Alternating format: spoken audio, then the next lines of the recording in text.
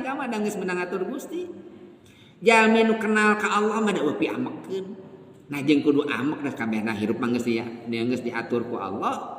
Tinggal urang marek bener atanapi teu bener sakitu urang mah.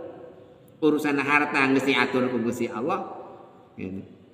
Urang makan moal ikhtiar teu aya piamekeun. Matak lamun aya jalmi ambek-ambekan ieu teh nurutan saha da eueuh ajaran ti jungjunan mah.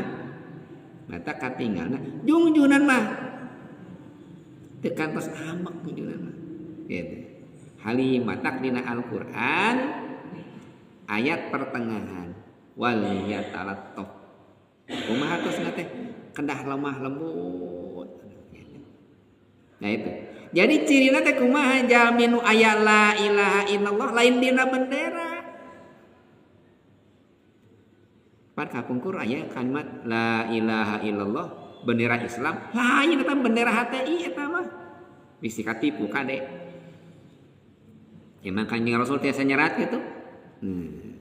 La ilaha illallah teh bendera Islam. Bendera HTI eta mah. Urang bendera orang naon merah putih urang mah kade bendera hidung. Aya kalimat la ilaha illallah. Eta mah HTI nu tos di eta ku pemerintah. Nah eta teh sapertos kitu.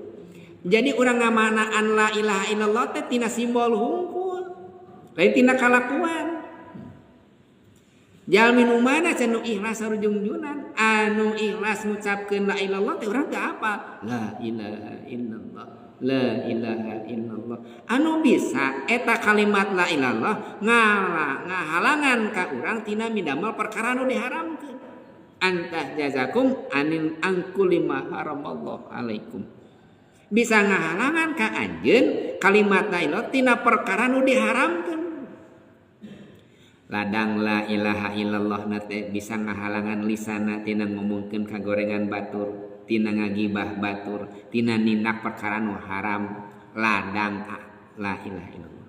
Matak tinggal mun teh mah jalmi anu aya la ilaha illallah pasti dibimbing ku Gusti Allah tina midamel perkara kana kasayan.